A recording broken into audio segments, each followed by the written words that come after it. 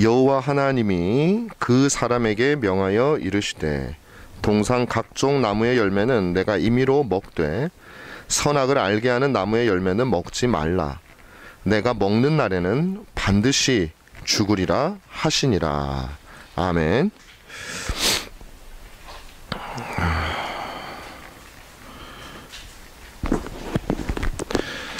의사가 우리 여기가 병원이잖아요. 근데 이제 의사가 질병을 치료하는 거는 크게 나누면 두 가지 실력이 필요하다고 생각을 해요. 뭐냐면 첫 번째는 진단하는 실력이 필요하죠. 진단을 잘해야 됩니다. 저는 이 얘기를 언제 처음 들었냐면 제가 뭘 알겠습니까? 근데 예전에 여러분한테 참 소개시켜드리고 싶은 그 설교자가 있는데 데이빗 마틴 로이드 존스 목사님이라고 영국의 아주 탁월한 설교자이십니다. 그분이 원래 그 20세기 초반에 영국 왕실 주치의의 보조, 그 별거 아닌 것 같은데 이분이 이제 의사였어요. 영국에서 아주 좋은 학교를 나와서 아주 젊은이로서는 최고죠. 왜냐하면 왕실 주치의의 그 보조로 들어갔으니까. 그랬었던 분이시기 때문에 이제 의학적인 지식이 굉장히 많으시고 제가 가장 존경하는 목사님 중에 한 분인데 그분이 쓰신 여러 책들이 많이 있습니다. 뭐 로마서 강해, 에베소서 강해 많이 있는데 그 책을 보면서 제가 처음 그걸 깨달았어요. 진단이 중요하다는 거예요. 당신이 의사다 보니까 우리 영혼과 또 세상에 대해서 바른 진단을 하지 않으면 바른 해답이 나오지를 않는 거예요. 그래서 진단이 굉장히 중요하다. 어떤 의미에서는 두 번째로 중요한 기술은 이제 치료인데 치료 기술이 좋아야죠. 근데 이제 더 중요한 건 뭐냐면 진단이라는 거죠. 아무리 기술이 좋으면 뭐 하겠습니까? 막 세상에서 암을 고칠 수 있는 모든 능력을 다 가졌는데 진단이 잘못됐어요. 그냥 일단 열어봐. 내가 어떤 종류의 암이든 다 고칠 수 있어. 일단 열어봐 하고 딱 열었는데 암이 아니야. 감기야. 그러면 이거 뭐 어떻게 하겠습니까? 그러니까 일단 진단이 제대로 되질 않으면 어떤 치료의 기술이 있어도 소용이 없다는 거예요. 오늘 우리가 살아가는 이 세상에는요, 참 많은 문제가 있습니다. 그냥 하는 얘기가 아니라 저나 여러분들이나 얼마나 많은 고민을 하고 있습니까? 내가 살아가는 문제도 고민이고 내 자녀에 대한 것도 얼마나 고민이 됩니까? 이건 또 부모가 안 돼 보면 알 수가 없는 거거든요. 또 부모가 된다고 다 아는 것도 아니더라고요. 그러니까 자녀의 나이대가 어떻게 되느냐에 따라서 또 저는 모르는 세계가 또 저보다 선배님들한테는 또 있더라고요.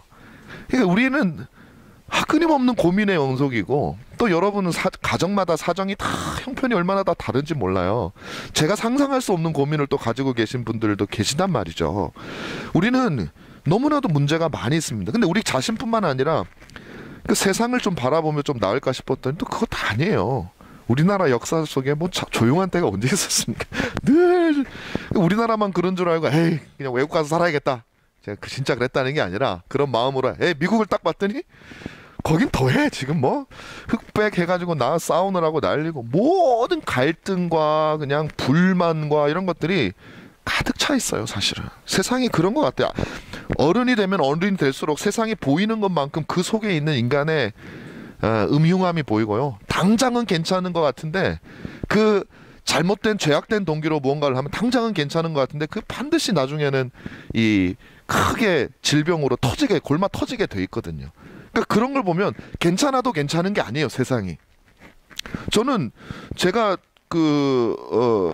중고교 이럴 때는 물론 저는 어려서 그랬겠지. 그땐 또 우리나라가 이제 민주화한다고 많이 했지만 저는 그런 걸 잘 몰랐지. 어릴 때 그냥 세상이 좋은갑다. 그냥 앞으로 우리나라 잘 살겠네 싶었는데 꼭 그런 것만 아닌 거예요. 보다 보니까 이제 점점 경제는 내려간다 그러죠.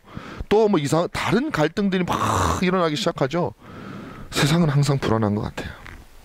그래서 이제 사람들이 이런 자신에게 찾아온 문제를 없애기 위해서 온갖 수단을 다 쓰잖아요. 그러니까 제일 큰 게 죽음이거든요.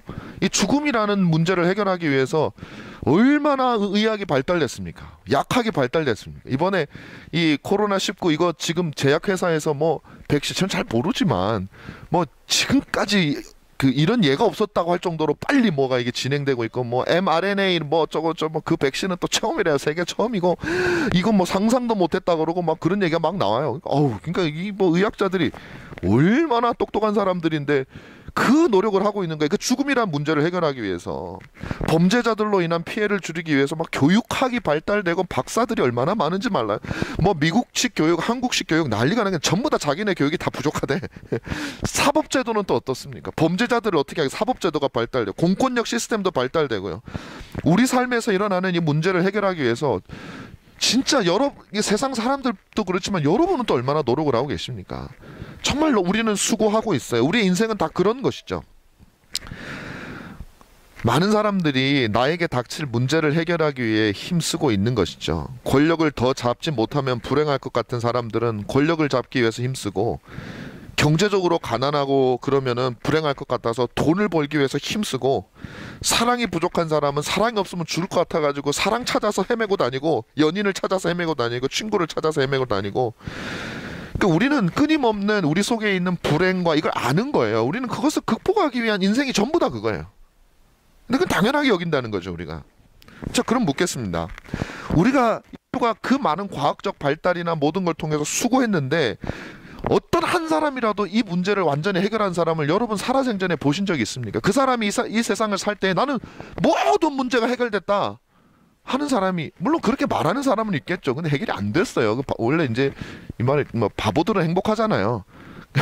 바보들은 행복해.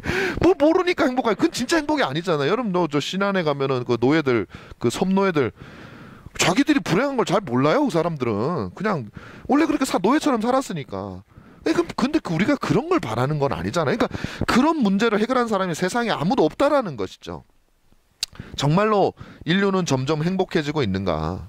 뭐 할 말이 너무 많아요. 그러니까 한 가지, 이 설교를 하면서 제가 또 요즘에 이제 나라 생각을 많이 해서 그런가 이 생각이 딱 드는 거예요. 광화문 광장이 생각나는 거예요. 광화문 광장.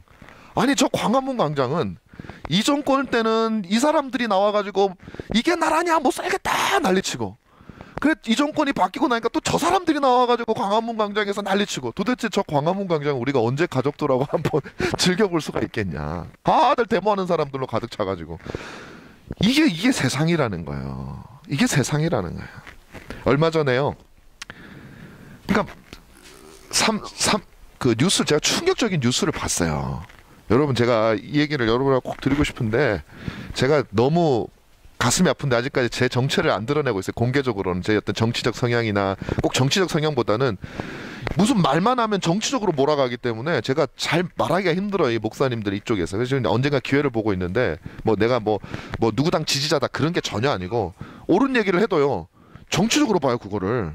근데 제가 어떤 걸 얘기하냐면, 지금 막 이제 싸우고 있어요. 이 기독교, 특히 우리 개혁주의 신학, 장로교 신학 하는 사람들 중에 뭘 가지고 싸우냐면, 정부에서 예배를 하지 말라 그랬는데, 제가 지난주에 말했죠. 친정부적인 성향을 가진 사람은 당연히 예배 안 해야지요 하고, 반정부적인 성향을 가진 사람은 예배해야지, 뭐 정부가 우리를 탄압하고 있어요 막 그러면서 서로 싸운단 말이에요. 서로 막 비난을 해요. 그래서 제가 그걸 보고 있다가 어느 날 기사가 딱 떴는데, 어떤 기사가 떴냐면은 34개월 된 그 아이를, 혹시 보셨는지 모르겠어요, 이제 낙태를 했어요.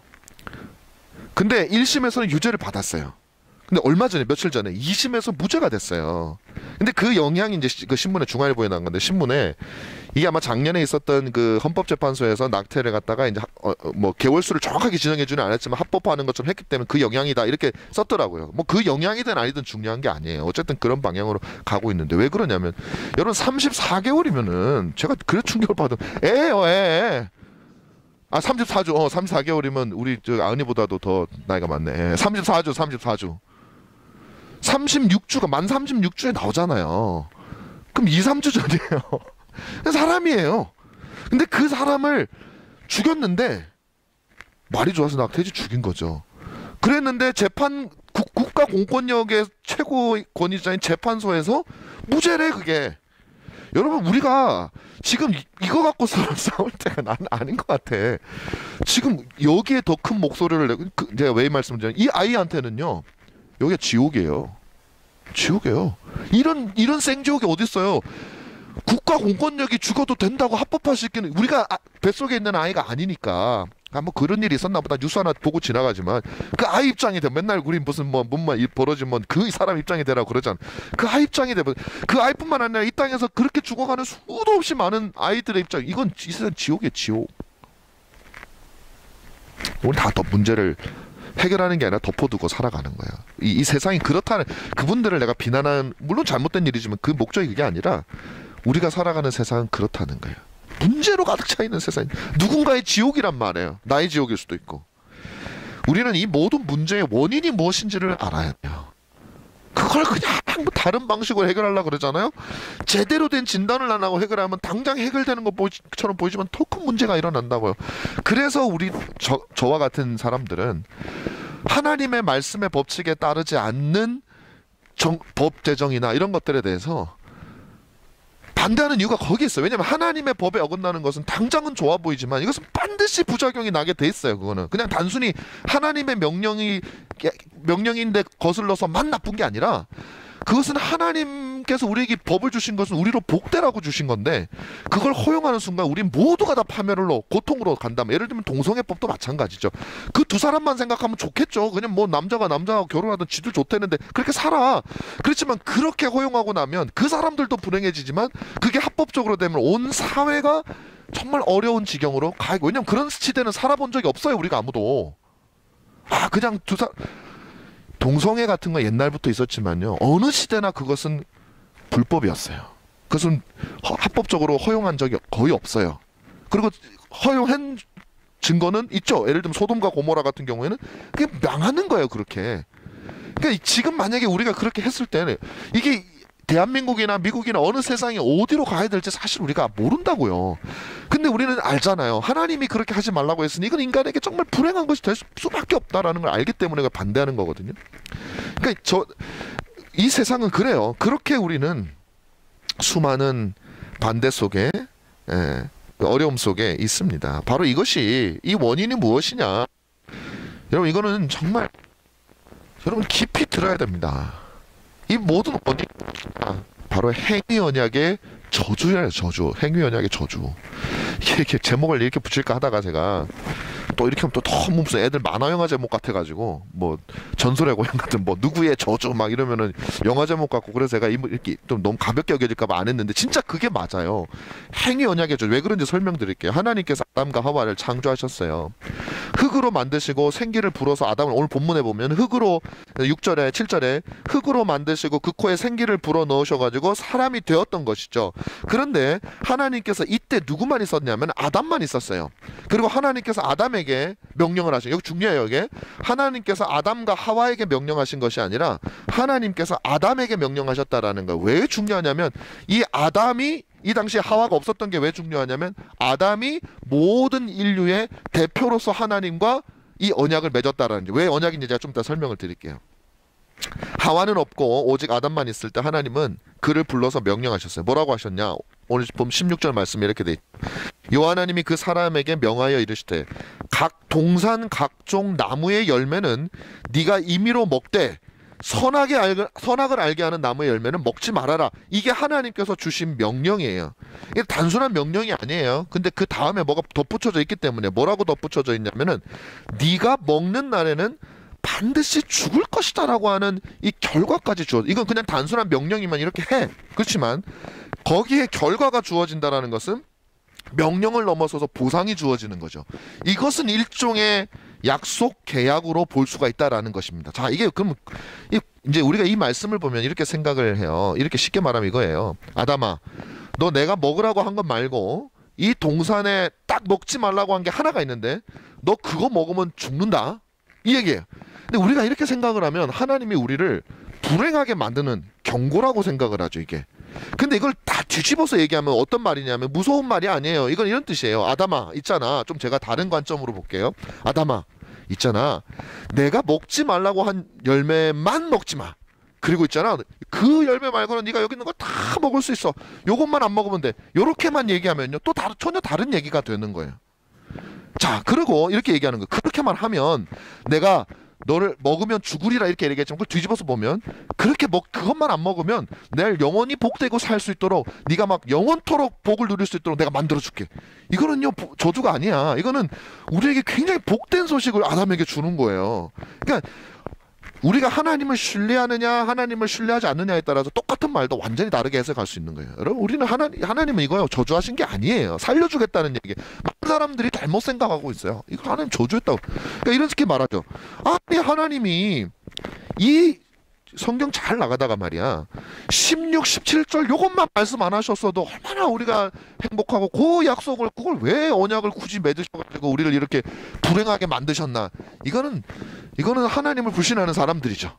근데 하나님을 신뢰하는 사람들은 전혀 다른 내용이에요. 이것은 뭐냐면요 이게 이 16, 17절만 없었으면 우리가 인간이 죽음도 없고 고통도 없고 좋았을 텐데 그냥 하나님이 괜히 그냥 이 말씀을 하셔가지고 고통도 그냥 슬픔도 있는 곳으로 만드셨네. 그게 아니라는 것이에요. 자 이거는 왜 그러냐면 하나님이 누군지 몰라서 그래요. 아까 방금 말씀드렸지만 말씀을 하나님이 이 말씀만 안 하셨어도 우리가 좋아하는 이렇게 생각하는 건요 하나님 불신하기 때문이고, 사실 제가 여기서 좀 중요한 얘기를 하려고 그래요. 여러분들에게 여러분이 진짜 그리스도인인가, 내가 진짜 거듭난 하나님의 백성인가를 시험해 볼 수 있는 하나의 시험대가 바로 이런 구절에 대한 해석입니다. 이 구절이 여러분 귀에 하나님은 왜 선악과를 먹으면 죽는다는 말씀, 그 왜 우리를 위협하셔? 왜 하나님은 이 말씀만 안 하셨으면 우리가 좋았을 텐데 괜히 우리를 망치시려고 이 말씀을 하셨어 라고 생각하면 아직 거듭나지 않은 사람일 가능성이 커요. 왜냐하면 거듭났다라는 건요 하나님의 사랑과 하나님의 그리스도를 통한 너무나도 복되신 은혜를 안다는 거예요. 그 사랑을 아는데 이 구절을 어떻게 그렇게 해석을 해요? 이 구절은 그런 게 아니에요. 하나님 우리에게 복 주신다는 구절이고, 이 약속이 없었어도 이 약속은요 여러분, 이 약속 때문에 우리가 망한 게 아니에요. 설명드릴게요 왜 그런지. 이 약속은 축복이에요. 우리에게 하나님이 주신 선물이었어요. 그런데 우리가 그걸 무시한 거지. 여러분 왜 다시 그 선악과를 먹으면 죽으리라고 한 이 언약, 이 약속이 왜 우리에게 축복이 되는가? 하나님에게는, 여러분 굉장히 중요합니다. 이거는 여러분 잘 들으셔야 돼요. 하나님에게는요, 이거 여러분의 신앙 전체를 이렇게 좀 세워가는 하나의 뼈대가 되는 구절이 그 말씀이니까 잘 들어주십시오. 진짜 부탁드립니다. 하나님에게는 하나님을 하나님 되게 하는 특징이 있어요. 하나님이 하나님 되게 하는 특징을 우리는 뭐라고 부르냐면 속성이라고 불러요. 속성. 그러니까 한국말로는 속성이라고 그러는데 영어나 라틴어로는 뭐라고 하면 어트리뷰트라 그래요. 왜 그러냐면 어트리뷰트라는 말이, 이게 제가 이제 뭐 영어를 뭐 자랑하려고 하는 게 아니라 여러분들 설명을 드리려고 그래요.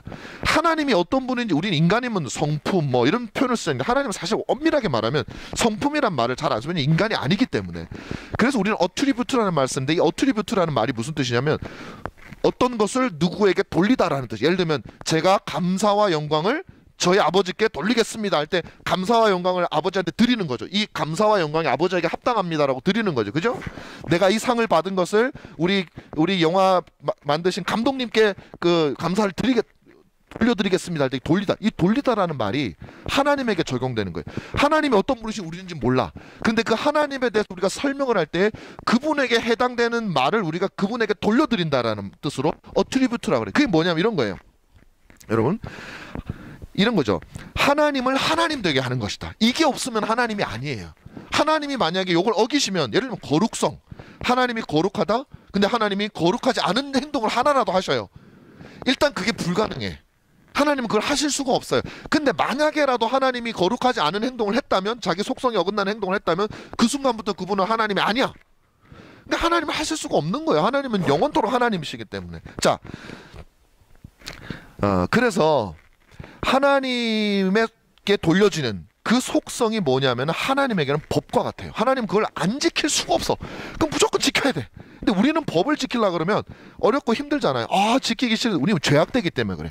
어렵고 힘든데 그냥 때로는 노력해가지고 지키고, 어떨 때는 막 안 지키고 싶은데 그냥 눈치 때문에 지키고, 때로는 막 살짝 안 지키기도 하고 그러는데, 하나님은 자기 속성을요 그렇게 어렵게 지키지 않아요. 그건 그분의 본성이기 때문에 그냥 그걸 그대로 지켜. 그걸 지키고 싶은 의욕이 넘쳐나. 하나님은 능력도 넘쳐나.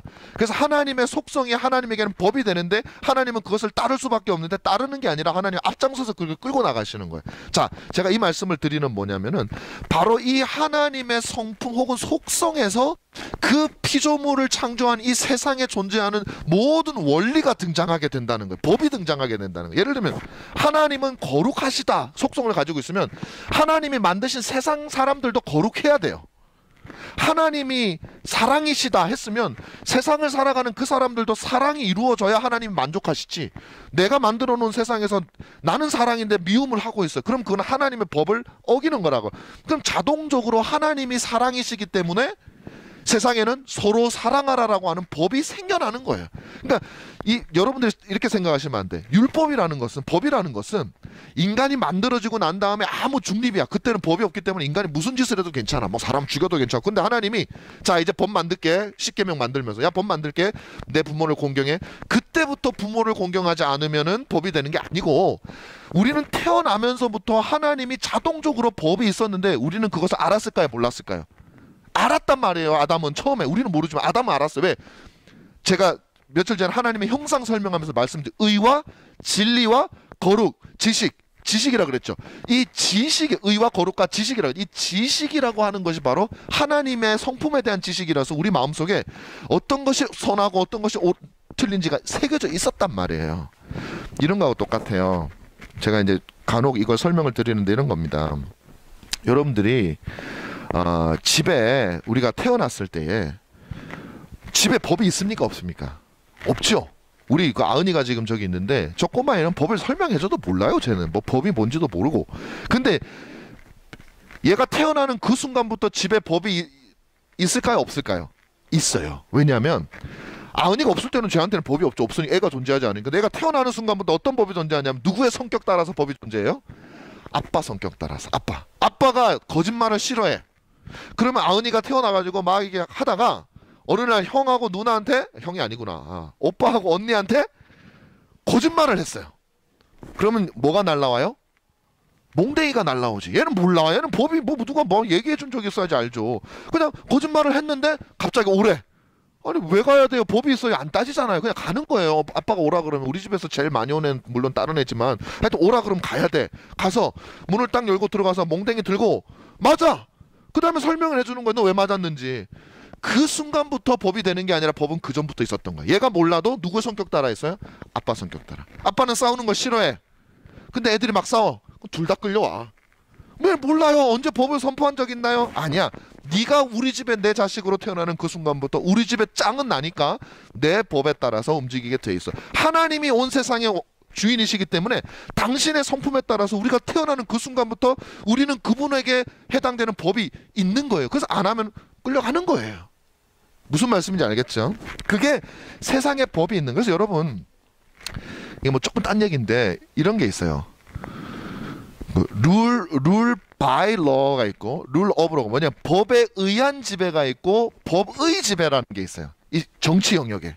그러니까 법에 의한 지배는 뭐냐면요, 모든 것들을 국회가 법을 만들 수 있잖아요. 그러니까 대통령이나 이런 사람들이 합법적으로 다 해.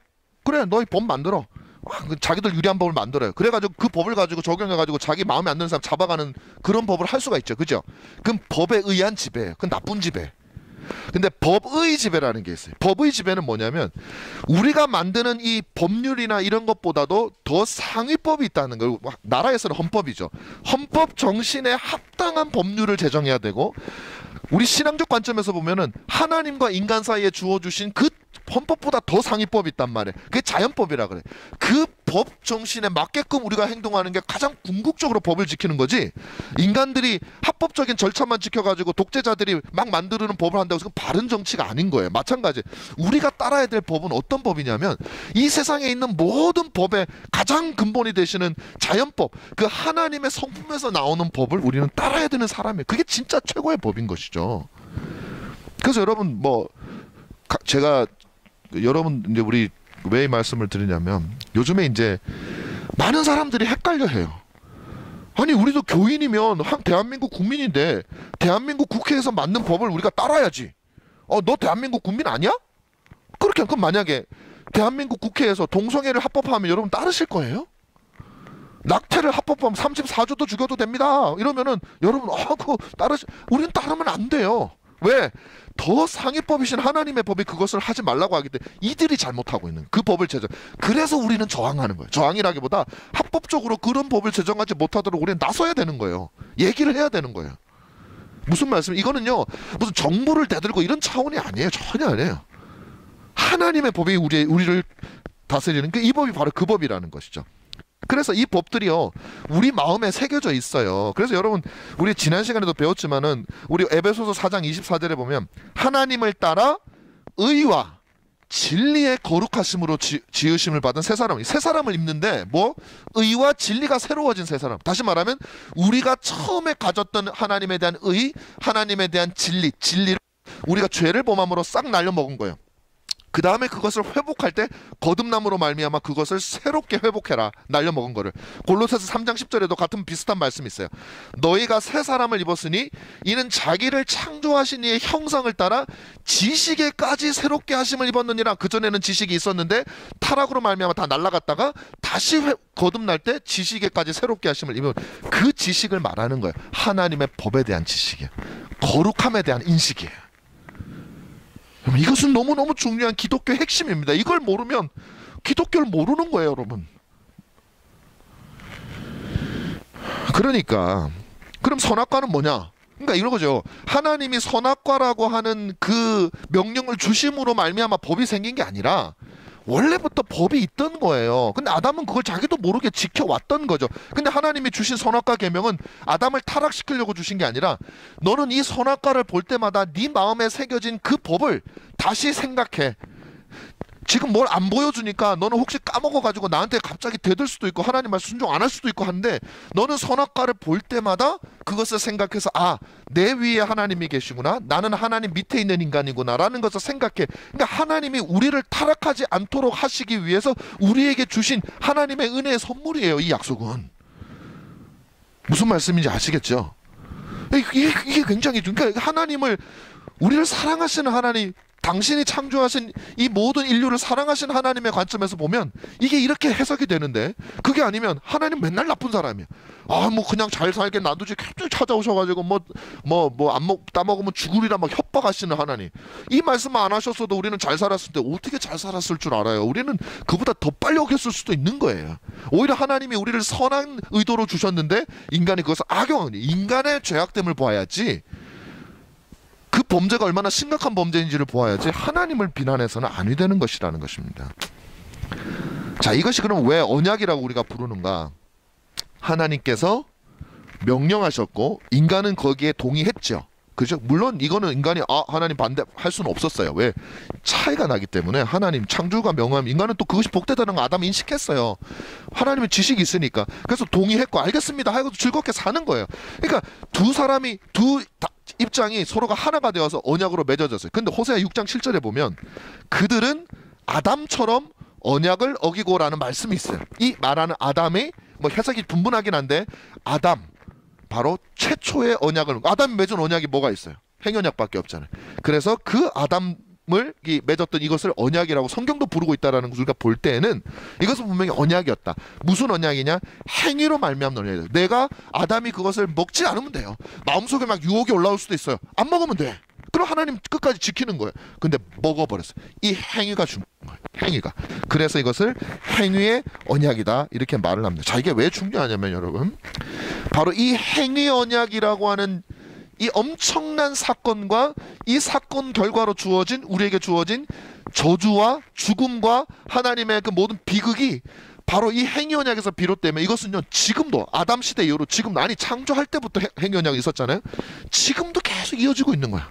우리의 구원도 이 행위 언약과 밀접하게 관련이 되어 우리의 타락도 행위 언약과 관련되어 있지만 우리의 구원도 이 행위 언약과 밀접하게 관련되어 있고 우리의 모든 고난과 우리의 모든 슬픔도 이 행위 언약에서 나왔지만 이 모든 슬픔과 모든 고난을 이길 수 있는 힘도 바로 이 행위 언약에서 우리가 찾을 수 있다는 것이. 행위 언약은 폐기된 게 아니에요. 어떤 사람들은 그래요. 아유, 아담이 그때 그냥 창조 때 행위 언약을 깨버리는 바람에 지금은 행위 언약이 없어.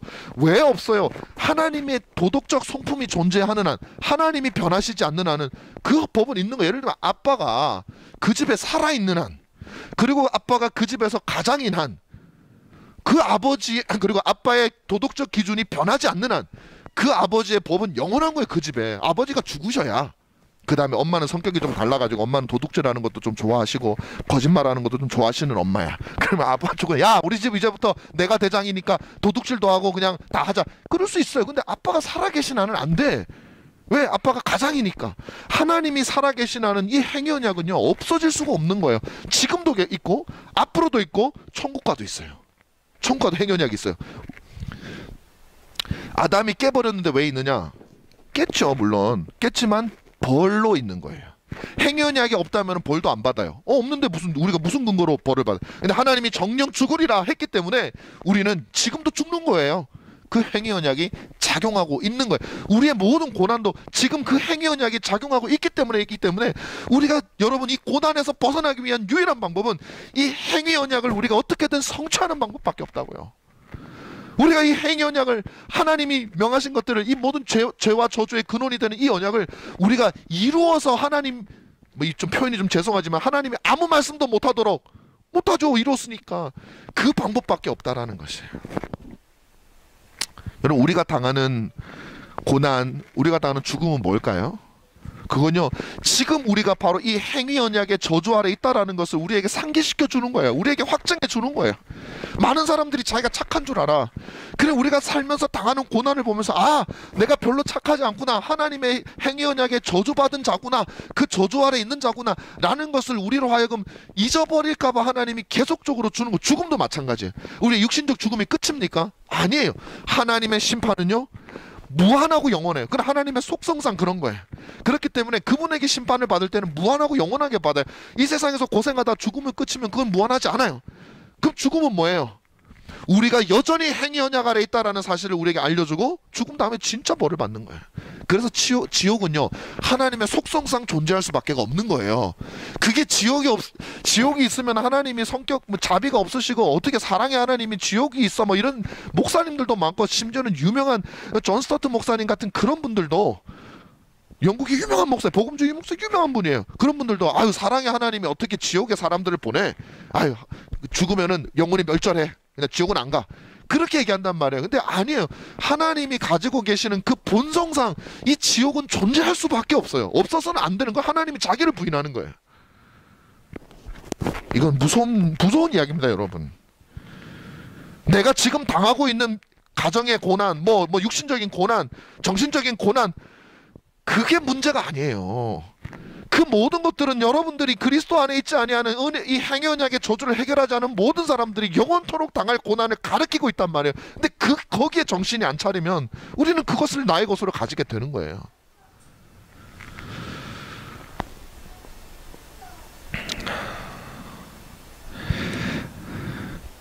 아담이 온 인류의 대표로 그 언약을 맺었다는, 아까 말씀드렸죠. 여자가 없을 때였어요.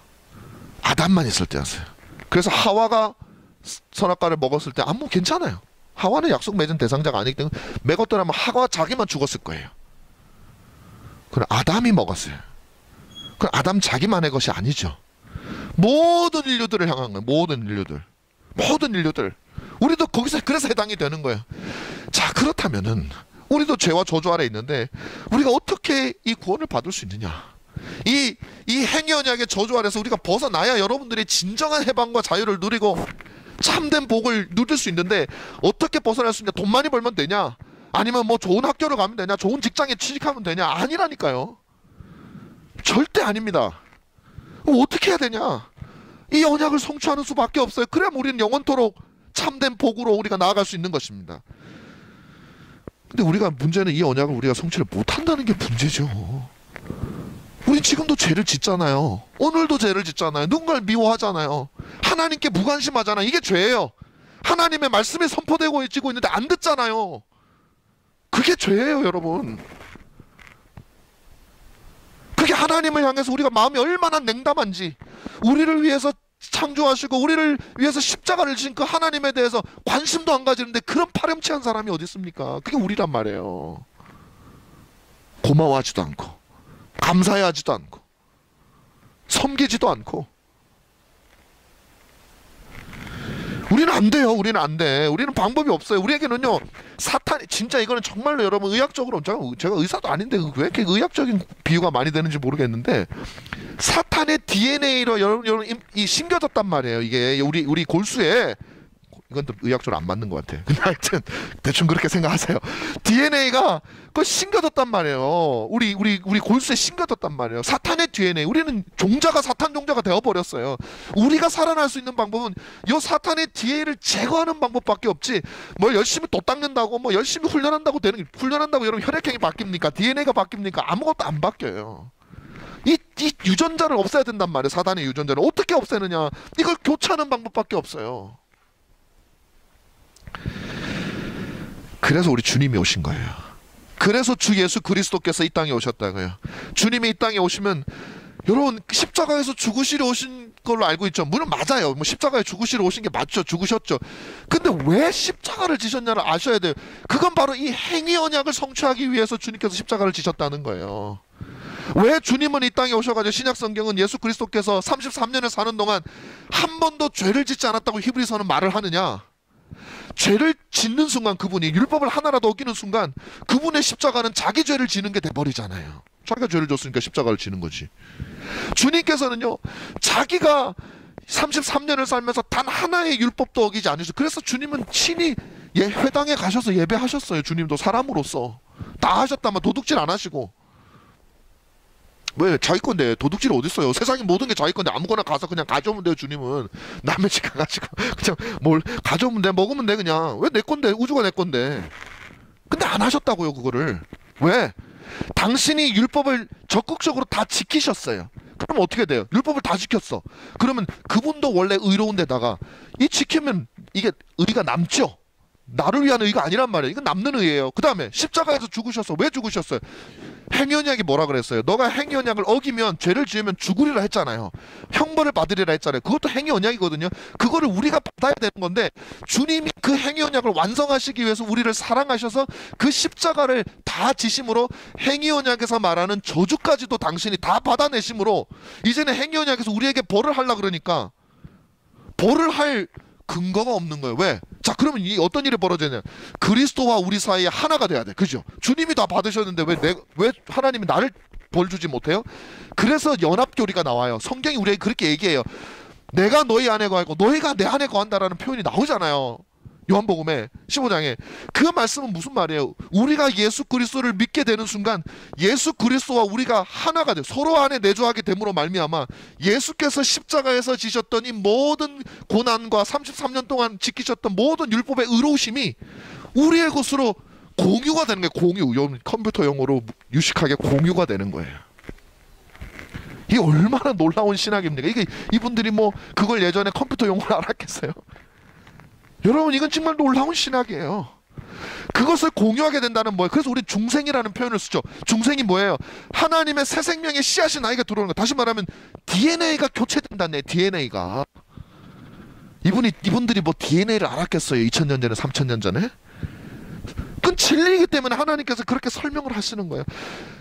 여러분 여기에 우리가 예수를 믿는 참된 의의와 목적이 있는 거예요. 그 예수 그리스도께서 당신이 친히 죽으셨고 그것이 우리의 것이 되게 하도록 하기 위해서 성령을 보내 우리의 DNA를 그게 믿음입니다. 믿음으로 그분과 우리가 연합되게. 이건 제가 다음 시간에 설명할 거예요. 그래서 그리스도가 그러니까 이 행위 언약은요 지금도 이 세상을 다스리고 있고 천국에 가도 다스리고 있는데 문제는 그 행위 언약을 다 지키면 걱정이 없어. 이 땅에서는 그리스도께서 다 지켜줘서 우리는 그 그리스도의 공로로 천국에 가잖아요.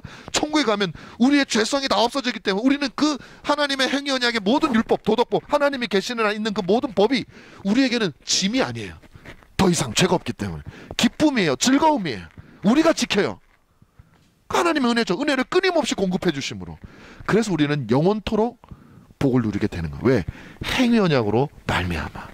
그 행위 언약의 저주에서 벗어나는 정도가 아니라 그 행위 언약으로 말미암아 창세기 2장에서 주시는 이 하나님의 목적이 성취가 되는 거예요. 그때 우리는 비로소 창세기 2장에 있었던 하나님의 이 약속이 나쁜 게 아니구나. 우리를 벌 주려고 한 게 아니구나. 이것이 너무나도 복된 거구나. 여러분 창세기 2장을 읽으시면서 복으로 보셔야 돼요. 이게 정말 복된 거구나. 언젠간 내가 누리게 될 것이구나. 내 힘도 아니요 내 능력도 아니요 나를 위해서 죽으신 그리스도께서 이루심으로 그리고 성령께서 우리에게 하나님께서 저 녀석을 내 자녀로 삼기로 작정하였으니 예수 그리스도와 하나가 되기 위해서 믿음이 필요해. 그러니까 내가 믿음을 주마. 그렇게 하나님이 다, 그래서 오직 믿음으로 오직 은혜로라는 말을 사용하는 거예요. 주님이 죽으시고 주님이 믿음을 우리에게 주셔서 그리스도와 우리를 하나 되게 하셔서 그리스도께서 이루신 모든 행위 언약을 우리의 것이 되게 하시니 이제 겁이 안 나. 하나님께 가도 겁이 안 나고 왜 다 지켰는데. 사랑하는 여러분, 교회는요 바로 이 진리를 가르치고 이 진리를 통해서 소망을 주는 곳입니다. 이것이 진짜 중요해요. 저는 여러분들과 뭐 부족하지만 이 진리 안에서 우리가 궁극적인 행복을 누렸으면 좋겠어요. 그것을 더 강하게 더 분명하게 가르쳐주는 곳이 교회가 되기를 바라요. 많은 사람들이 교회를 찾을 때 당장 내가 처한 현실의 위로를 주는 말들을 물론 그런 거 저는 진짜 필요하다고 생각을 해요. 저도 이제 뭐 노력할 거예요. 왜냐하면 사람이라는 게 맨날 천국만 바라보고 살 수는 없거든요. 내가 집에서 내 자녀나 뭐 부부싸움을 하거나 뭐 남편하고 아내하고 갈등이 있거나 그 현실적인 문제가 나를 괴롭힐 때는 이게 굉장히 괴로운 거예요. 그럼 그것들에 대한 어떤 성경적인 가르침도 주고 또 뭐 위로도 주고 할 수 있겠죠. 그러나 우리는 그런 것들이 잠시 진통제를 맞는다는 거 알고 맞아야 돼요. 진통제 필요하잖아요. 뭐 진통제 먹으면 안 되나요? 얼마 전에도 우리 딸이 아파가지고 진통제 줬어요. 장로님 주라 그래가지고 줬어요. 해열제도 주고, 해열제가 병 고치는 거 아니지만 그래도 주는 거예요. 그렇지만 우리는 그거 가지고 끝낼 수 없죠. 우리 정말 장로님 해열제 먹이라서 해열제는 먹였는데요, 이것만 가지고는 안 되지 않습니까? 근본적인 치료책을 주세요. 그럼 뭐 그 말 안 해도 알아서 주시지만, 그러면 근본적인 치료책에 우리는 더 관심을 가야 되는데 얼마나 많은 사람들이 진통제 해열제만 구하고 다녀요. 왜? 그 문제의 근본이 뭔지를 모르니까. 여러분, 우리는 제가 여러분들에게 신학적인 체계와 교리적인 걸 알려드리려고 하는 이유는 바로 여기에 있어요. 이걸 알지 못하면 우리는 계속 진통제만 짜 죽을 때까지, 천국 갈 때까지, 천국 갈지 안 갈지도 모르겠지만 무서운 거잖아요. 그래서 여러분께 제가 이 말씀을 나눕니다. 다음 주에 우리가 이 행여약의 성취가 어떻게 우리의 것이 되도록 하기 위해서 하나님께서 우리에게 어떤 또 다른 놀라운 역사를 하셨는가에 대해서 제가 말씀을 드릴 텐데, 그때까지 여러분 기도하시면서 정말 함께 나눌 수 있는 귀한 시간 되기를 바랍니다. 제가 기도하겠습니다. 고마우신 우리 아버지 하나님, 참으로 은혜와 사랑을 감사합니다.